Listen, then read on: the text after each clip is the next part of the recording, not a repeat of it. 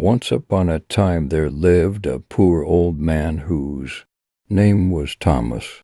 He had no relations, but lived all by himself in a little mud hut some distance from any town, and made his living by cutting grass in the jungle and selling it as fodder for horses. He only earned by this 5 halfpence a day, but he was a simple old man and needed so little out of it that he saved up 1 halfpenny daily and spent the rest upon such food and clothing as he required.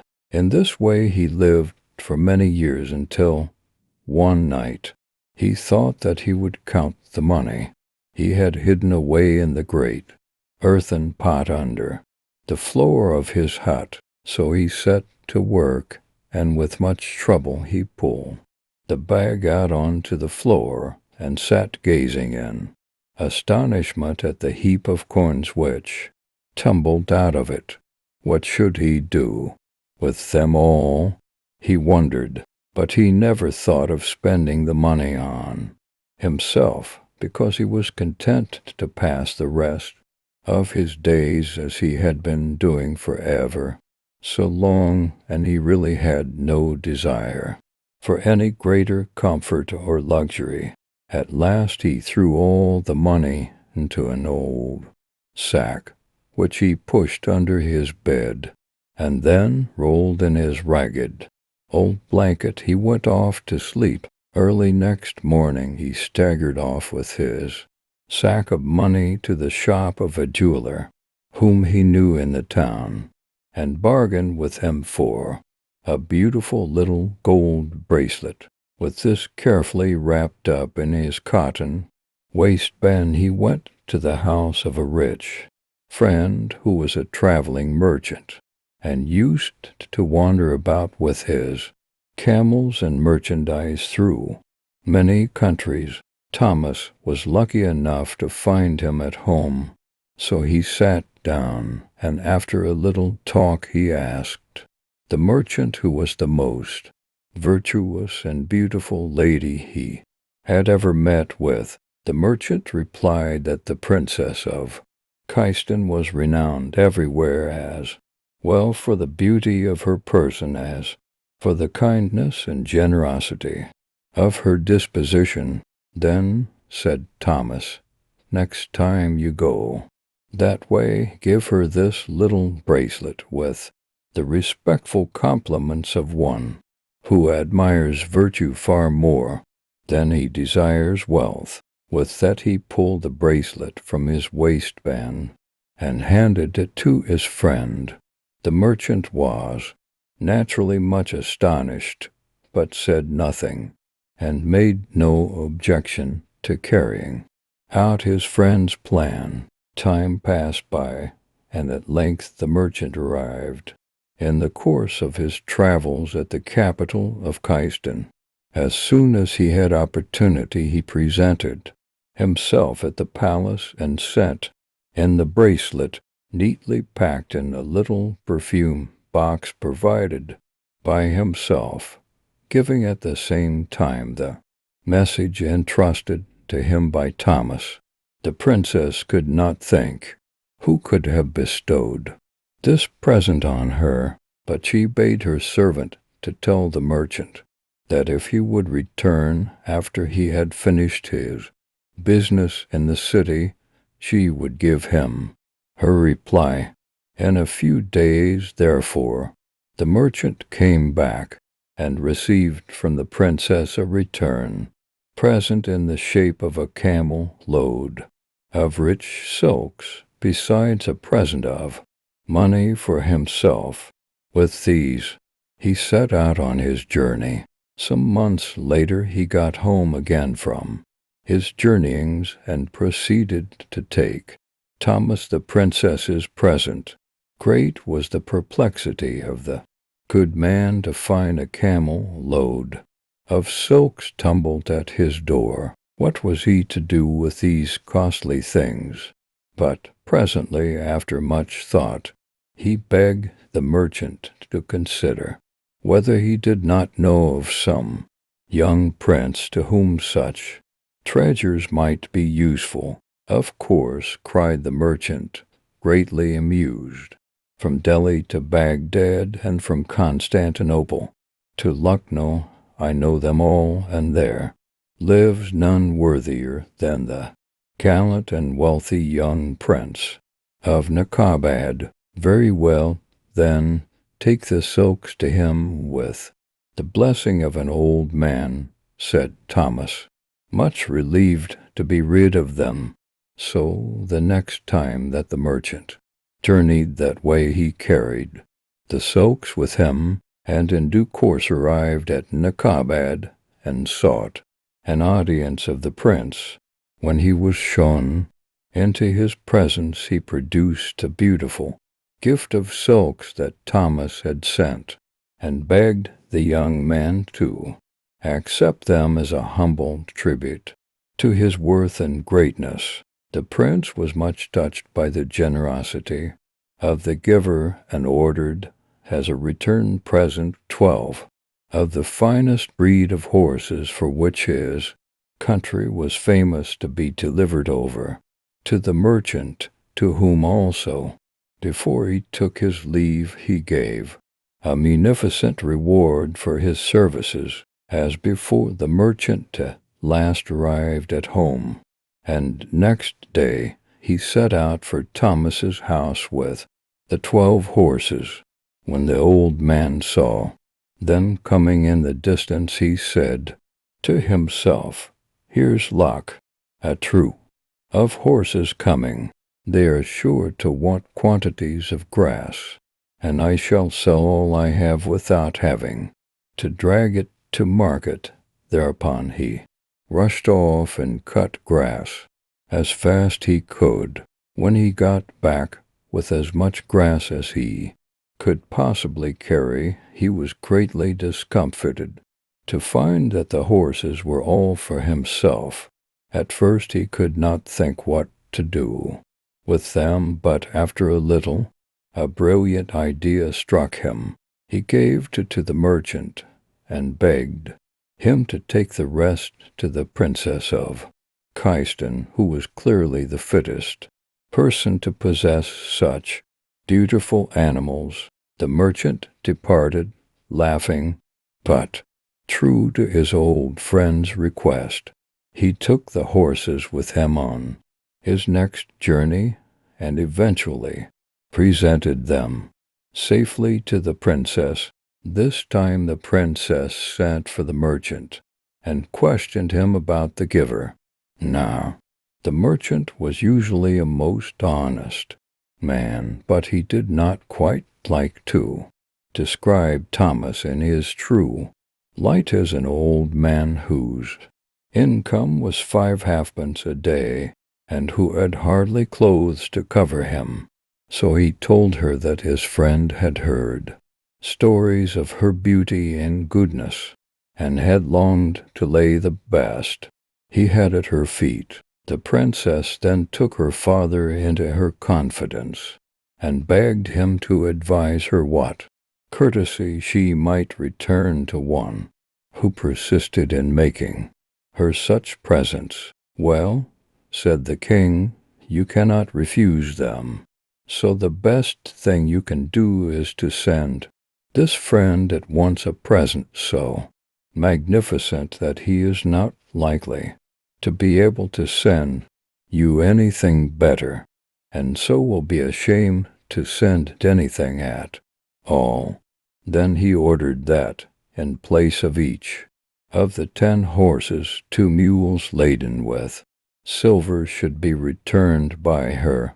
Thus, in a few hours, the merchant found himself in charge of a splendid caravan, and he had to hire a number of armed men to defend it on the road against the robbers, and he was glad indeed to find himself back again in Thomas's hut. Well, now, cried Thomas, as he viewed all the wealth laid at his door, I can well repay that kind prince for his magnificent present of horses.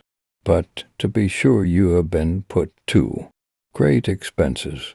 Still, if you will accept 6 mules and their loads, and will take the rest straight to Nekabad, I shall thank you heartily." The merchant felt handsomely repaid for his trouble and wondered greatly how the matter would turn out, so he made no difficulty about it, and as soon as he could get things ready, he set out for Nekabad with this new and princely gift. This time the prince, too, was embarrassed and questioned the merchant closely. The merchant felt that his credit was at stake, and whilst inwardly determining that he would not carry the joke any further, could not help describing Thomas in such glowing terms that the old man would never have known himself had he heard them. The prince, like the king of Kyston, determined that he would send in return a gift that would be truly royal, and which would perhaps prevent the giver's sending him anything more. So he made up a caravan on 20 splendid horses caparisoned in gold-embroidered cloths, with fine Morocco saddles and silver bridles and stirrups, also 20 camels of the best breed, which had the speed of race horses and could swing along at a trot all day without getting tired, and lastly 20 elephants with magnificent silver howdahs and coverings of silk embroidered with pearls. To take care of these animals the merchant hired a little army of men, and the troop made a great show as they traveled along. When Thomas from a distance saw the cloud of dust which the caravan made, and the glitter of its appointments, he said to himself, "By Allah, here's a grand crowd coming. Elephants, too. Grass will be selling well the day." And with that he hurried off to the jungle and cut grass as fast as he could. As soon as he got back he found the caravan had stopped at his door, and the merchant was waiting a little anxiously to tell him the news and to congratulate him upon his riches. "Riches!" cried Thomas. "What has an old man like me with one foot in the grave to do with riches? That beautiful young princess, now, she'd be the one to enjoy all these fine things. Do you take for yourself 2 horses, 2 camels, and 2 elephants, with all their trappings, and present the rest to her." The merchant at first objected to these remarks, and pointed out to Thomas that he was beginning to feel these embassies a little awkward. Of course he was himself richly repaid, so far as expenses went, but still he did not like going so often, and he was getting nervous. At length, however, he consented to go once more, but he promised himself never to embark on another such enterprise. So, after a few days' rest, the caravan started off once more for Kyston. The moment the king of Kyston saw the gorgeous train of men and beasts entering his palace courtyard, he was so amazed that he hurried down in person to inquire about it, and became dumb when he heard that these also were a present from the princely Thomas, and were for the princess, his daughter. He went hastily off to her apartments, and said to her, "I tell you what it is, my dear, this man wants to marry you. That is the meaning of all these presents. There is nothing for it but that we go and pay him a visit in person. He must be a man of immense wealth, and as he is so devoted to you, perhaps you might do worse than marry him." The princess agreed with all that her father said, and orders were issued for vast numbers of elephants, and camels, and gorgeous tents and flags, and litters for the ladies, and horses for the men, to be prepared without delay, as the king and princess were going to pay a visit to the great and munificent Prince Thomas. The merchant, the king declared, was to guide the party. The feelings of the poor merchant in this sore dilemma can hardly be imagined. Willingly would he have run away, but he was treated with so much hospitality as Thomas's representative that he hardly got an instant's real peace, and never any opportunity of slipping away. In fact, after a few days, despair possessed him to such a degree that he made up his mind that all that happened was fate, and that escape was impossible. But he hoped devoutly some turn of fortune would reveal to him a way out of the difficulties which he had, with the best intentions, drawn upon himself. On the 7th day they all started amidst thunderous salutes from the ramparts of the city, and much dust, and cheering and blaring of trumpets. Day after day they moved on, and every day the poor merchant felt more ill and miserable. He wondered what kind of death the king would invent for him, and went through almost as much torture as he lay awake nearly the whole of every night, thinking over the situation as he would have suffered if the king's executioners were already setting to work upon his neck. At last they were only one day's march from Thomas's little mud home. Here a great encampment was made, and the merchant was sent on to tell Thomas that the king and princess of Kyston had arrived and were seeking an interview. When the merchant arrived, he found the poor old man eating his evening meal of onions and dry bread, and when he told him of all that had happened, he had not the heart to proceed to load him with the reproaches which rose to his tongue, for Thomas was overwhelmed with grief and shame for himself, for his friend, and for the name and honor of the princess, and he wept, and plucked at his beard, and groaned most piteously.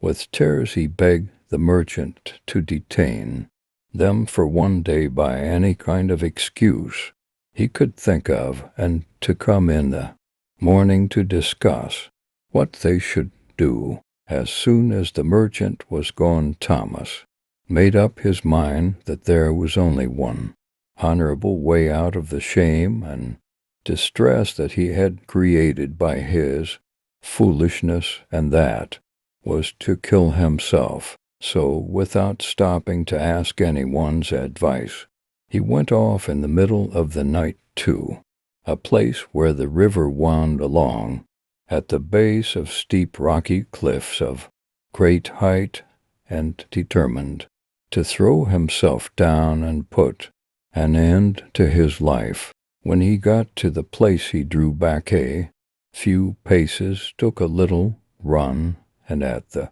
very edge of that dreadful black gulf he stopped short. He could not do it.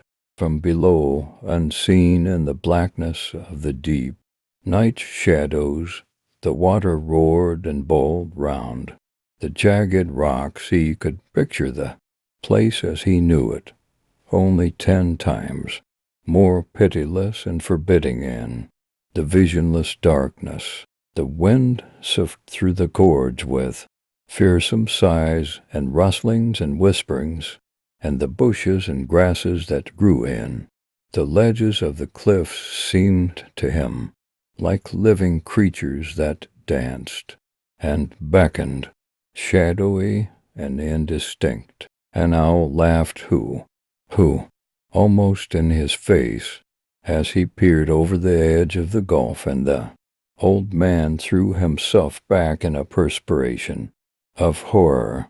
He was afraid. He drew back, shuddering and covering his face. In his hands he wept aloud. Presently he was aware of a gentle radiance that shed itself before him. Surely morning was not already coming to hasten and reveal his disgrace.